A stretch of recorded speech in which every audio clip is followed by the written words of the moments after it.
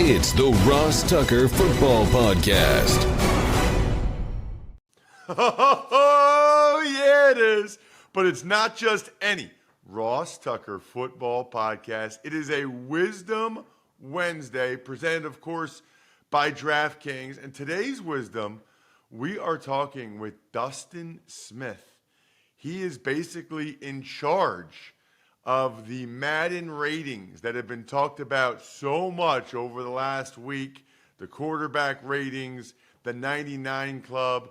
I'm as curious about anything as to how he even got the job, and the reaction that people give him should be awesome. There's also a lot going on around the NFL that we need to get to. It's been a busy couple days since Monday's show with JP Finley. Shout out to our latest patron, patreon.com/RT Media. Scott Baker is in the house. We're starting to rack them up. Now the football season's getting here. More people getting in the private Slack channel. More people wanting to see the even money bets in pure black and white. We will have Greg Cosell on tomorrow's show. But first, it's Big Show time.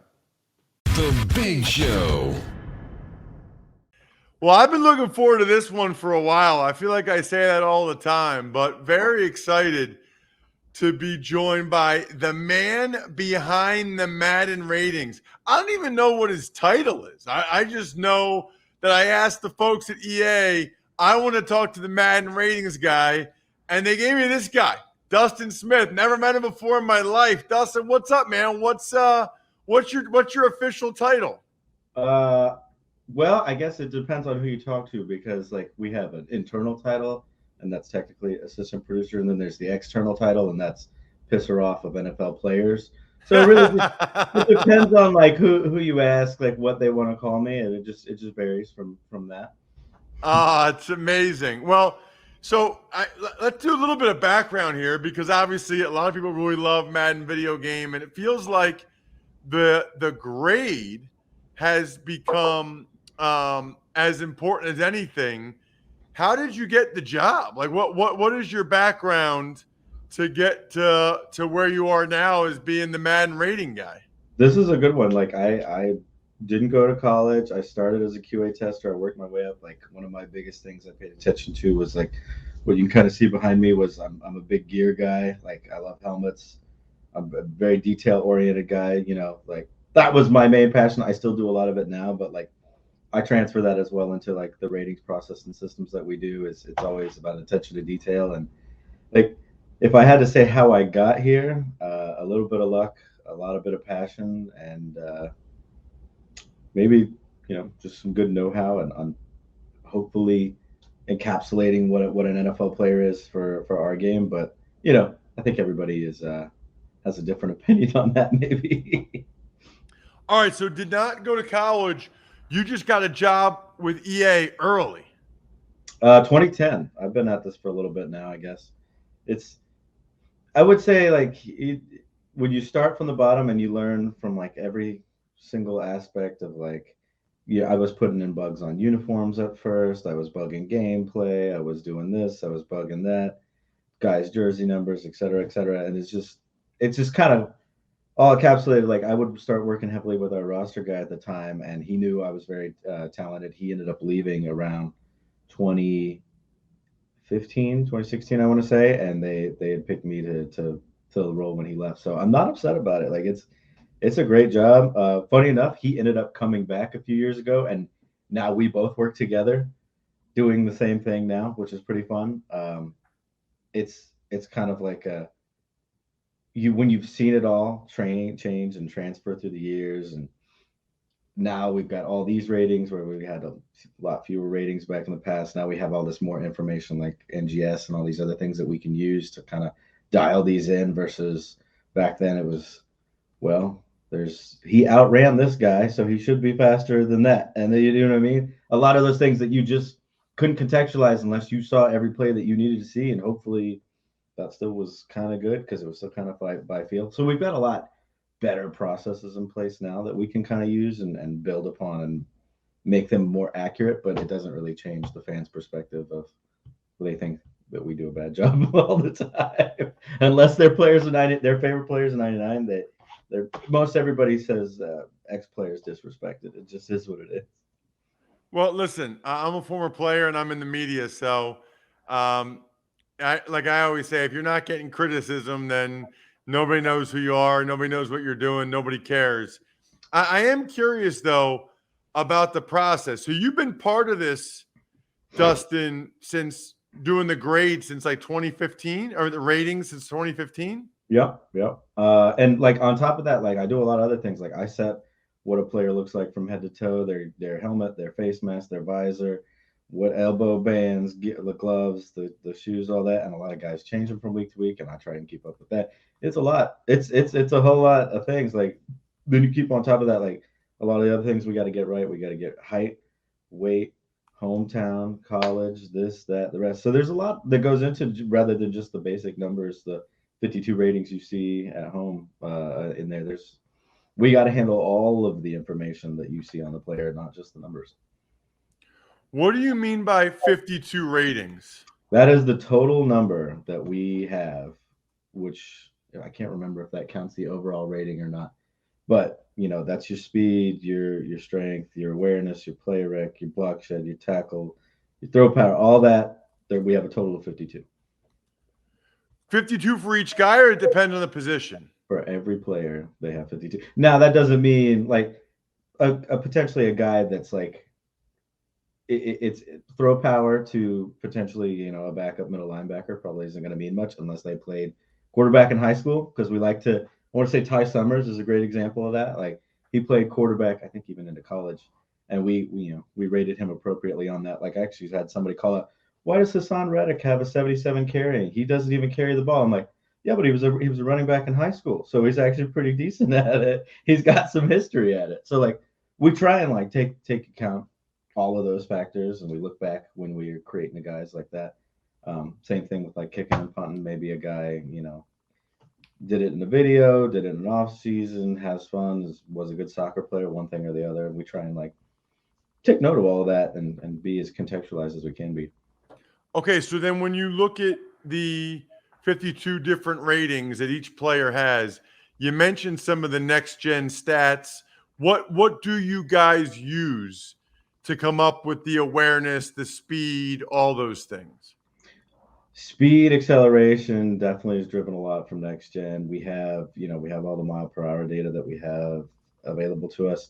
We try to take into account that you're not wind aided. We try to take into account whether you're on a grass field, whether you have the ball in your hands, how consistently you're hitting those mile per hours, because sometimes there's a guy out there that like hits 20 once, but like all the rest of his mile per hours are pretty much high 18s. And like, I can't say that you're that fast. And then sometimes this happens in NGS, like you got shoved and it actually increased your mile per hour.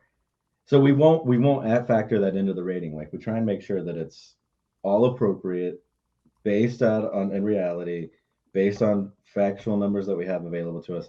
If we have something that isn't factually available to us, we always just try and rate it within the spectrum of the whole position. Like if it like play rec and awareness, like you said, for an example, like I have to basically consider, okay, a rookie's coming into the league, let's say, and he's at running back position. How well do I think he's going to immediately pick up the playbook, understand the basic nuances, because it's kind of how we treat that rating versus everybody else at the running back position. And that's kind of how that's treated. So like whenever you hear a high IQ, high awareness type player, we give them more of the benefit there. Whereas maybe that's what they're best at, but then, maybe they're not all that fast. They may not be all that strong, whatever. So we try and balance all that out. Like the best way to explain it is we always try and rate a guy to focus on strengths and weaknesses. Obviously, probably once you get above 95 overall or higher, they don't tend to have many weaknesses, but Yeah, I mean, I'm looking right now at mine from 2004.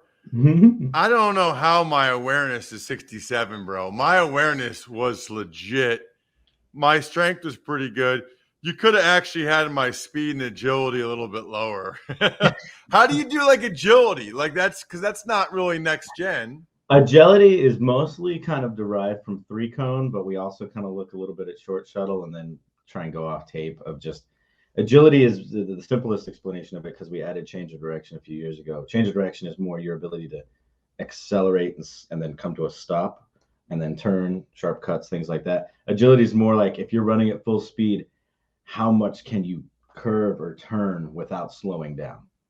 Is kind of how we treat that. It's the same thing to like for an edge rusher though in agility. How well can you bend that arc, turn that corner, right? Like how sharp can you make it? So that's kind of how we treat that. I would say 3-cone is probably the best, most helpful thing, but like passing the eye test is still always the most important part.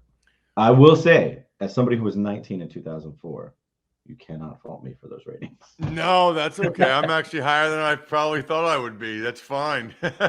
What's the general reaction, Dustin, from people when you tell them what your job is? It depends. I would say majority of people, wow, that's like one of the coolest jobs in the world. My son would love to meet you is a constant one I get. Like I get that at times. Other people like, wow, the people must hate you. Like that's another one you get. It's kind of it's I would say more often than not it's positive though. Everybody's like, I would love to have that job. And I mean, based on a lot of the mean tweets you see, they obviously everybody thinks they can do it better anyway. So I'm not surprised that a lot of people would love to have the job too. So I totally get it. All right. So then you mentioned the next gen stuff. You mentioned you guys try to use as much data as you can. So then what? So you use the data, Dustin, for like the speed, the agility, the change of direction. There's other things that you try to get a feel for, like awareness. And then what? Do you guys have like a meeting or you plug it all in and it spits out the overall? How does that work?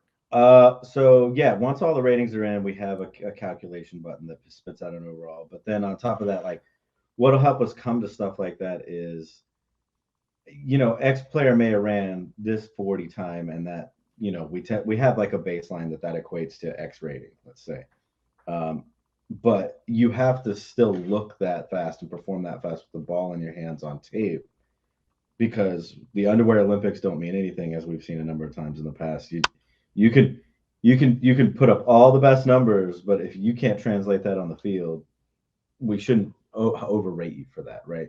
We should rate you for what your performance looks like on the field. So we try and mimic that as best we can. But then, like I said, kind of going back to within the position, like once you've seen a 98 and a 99 speed, like Tyreek Hill's a 99 speed, and you know what that looks like, especially in NFL context, it's easier to go, okay, I know he ran this number.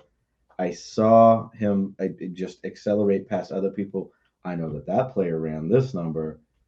I would say he lines up, 4 points lower than Tyreek because he's still very fast. It's extreme, but like, then you look at the guys that are maybe 96, 97, 98, whatever. You're like, I wouldn't say that he's faster than those guys who, based on what I've seen those guys put on tape.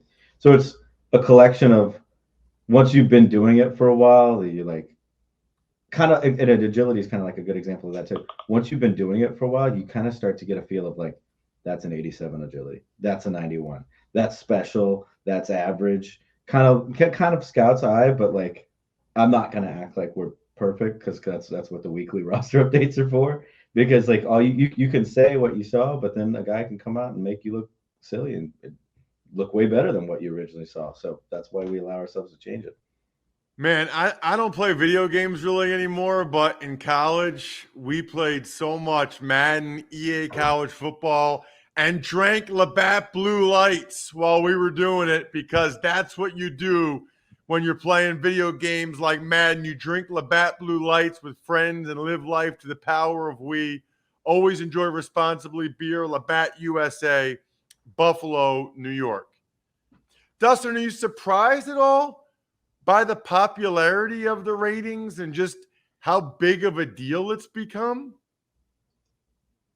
A little yes and a little no. Like, I mean, it's always been like a big beat. I would say even before I took it over, like everybody cares what everybody is every year. But I will say like I'm a little more surprised in the sense of like lately it seems to have gotten even like a little bit more. It's kind of grown a little bit further. Like your Adam Schefters are talking about it. We're on ESPN during the week, revealing all these things. And then like this is a perfect example. Yesterday, obviously, love me some Zach Martin. He earned his 99. We announced it for whatever reason. I'm sure it wasn't planned, but by golly, if it doesn't help him in contract negotiations, why not? The guy comes out as 99 and he's like, contract could be a little better, actually. But best player in the league. Let's take a look at some numbers, Just like the line from Wayne Crashes. You want to throw a little couple points my way? I'm here. I'm listening. But, I noticed that and thought that was amazing. Very, very funny. What's the what kind of reaction do you guys get from the players themselves? I will say it's kind of half and half. I would say if they talk about the ratings online and they don't know who does it and they just shoot it off into the ether, they're more likely to be pretty mean about it. But I would say like 9 times out of 10 when I meet them, they might have an irk and they'll bring up that, but I'll say, yeah, but you're 4th highest in this or you're 3rd highest in that. And they'll be like, that's a good point. Everybody tends to obsess over the overall rating because if it's not a 99, and in fairness, like, look, if I'm an NFL player, like I'm only trying to be the best at my game in the position, period. I've made it this far. I already think I'm pretty great regardless, but like, I want to be the best. And if I'm anything what I would below what I would give myself a standard as, like, I could understand why I'd be a little upset. Like I will never be upset with anybody being like, I should be lower. Like, they're just not going to say that, right? Like, and I totally respect it because there's a reason you're in this game. You think you're the best. You should continue to be the best. You're trying to be the best every day. So the difficult part of my job is I'm trying to put you next to all the other people that think they're the best in the league, and that has to be contextualized some way. And I will say, like, they're a lot friendly in person more often, but there's been a handful of interactions where like, my rating sucks, and they just walk off. It happens. That is funny, man. I guess I can understand the players being more upset though than the fans. I'm always amazed that like the fans get so upset about certain player ratings. Like, it's not even you, man. It's a good question. Like, I would say because of fandom and a lot of the way a lot of fans watch football, they tend to just watch their favorite team, which is why they always feel X player slided, this player slided, not happy with this, not happy with that. Whereas, like, I've got to watch all 32, which is why I have to kind of stack rank and all that. And probably as an NFL player, you are a little maybe less miffed about it because you know the other players that you're up against in your position. You might disagree with a couple, but you would agree with maybe some others if you had, like, say 5 people above you. But like, normally what they're mostly miffed at for whatever reason is always just the speed rating. Everybody thinks they're X fast. I saw Devondre Campbell talking about this the other day. He's like, they got all these players this rating, but if I'm lower than a 90, I know I'm faster than those. I'm not going to call them out, but I know I'm faster than those guys on the team. So they better get that right. And I'm like, a linebacker at a 90 speed? I mean, I'm not saying it's impossible, but just maybe pump the brakes just a little bit at least. Yeah, everybody thinks they're fast, man. What's the best part of the job, Dustin? I would say interacting with the players actually is one of the funnest parts of the job. But then I would say the next best part is probably watching tape, breaking things down, seeing things that are just exceptional. Like you see a Patrick Mahomes play that was maybe innocuous, and then you watch it from the all 22 film from the end zone. You're like, what the world was that? That's just crazy. Like, being able to kind of watch the game from that perspective, contextualize it into ratings, and then getting to watch some film on top of it, like really getting a better understanding than just like, your average fan watching at home, is probably like the coolest part of the job. And then we also have some guys that we talk to that are coaches around the league that it just, like, being able to bounce what I saw off what they, what I know that they know what they're talking about. I bounce that off them, and it's kind of cool to hear validation. Sometimes they're like, no, you're exactly right. I'm sitting here like, wow, okay. That means, the stuff we're doing is good. The stuff we're watching is right. But, it always gives you an opportunity to kind of like grow there too. Because it's like, no, that was cover 4. I know it looked like cover 3, but it was cover 4. So you actually want this player to fall rather than drop. And, like, learning those kinds of things is what I kind of find one of the funnest parts of the job. Awesome. Dustin, thank you so much for coming on the show, man. I really appreciate it. This was great. No problem. I'll be happy to come back again anytime. thought that was really interesting, talking with Dustin about how he kind of worked his way up, the process. I know this from doing those head coach rankings.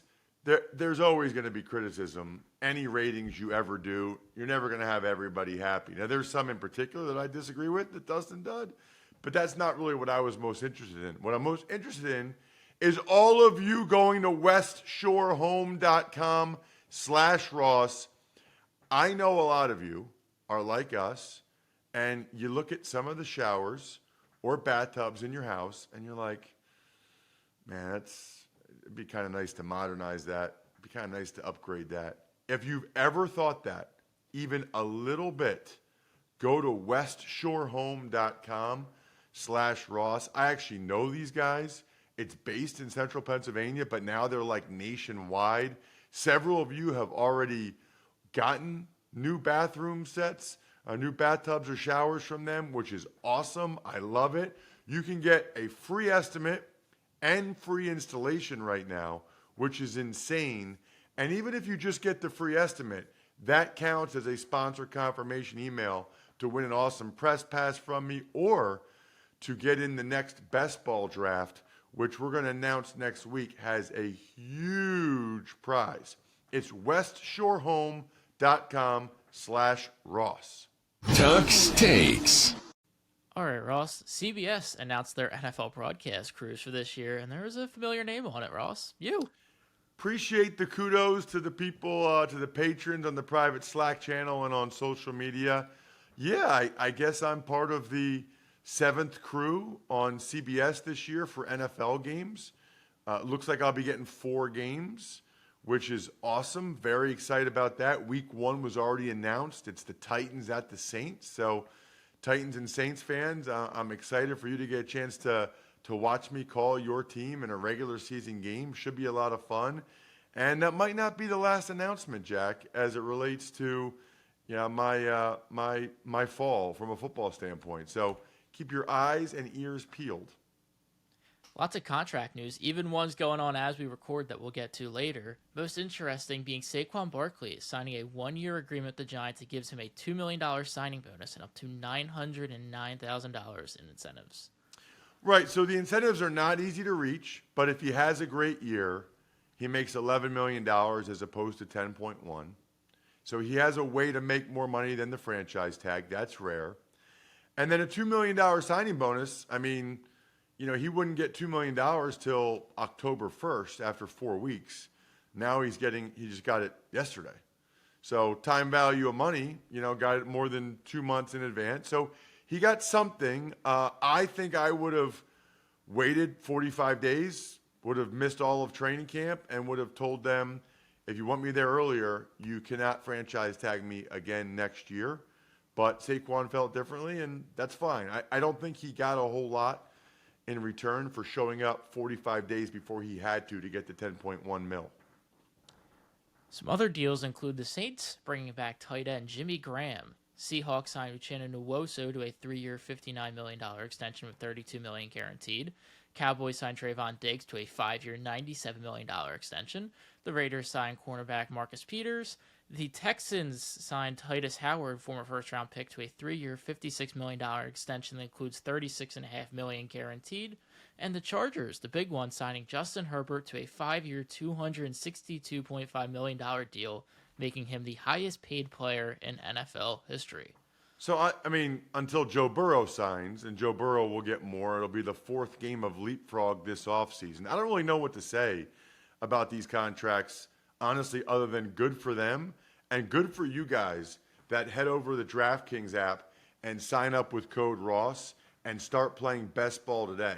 You can join the DraftKings $10 million best ball tournament, and you'll get your first entry back in DraftKings dollars only on DraftKings with code Ross.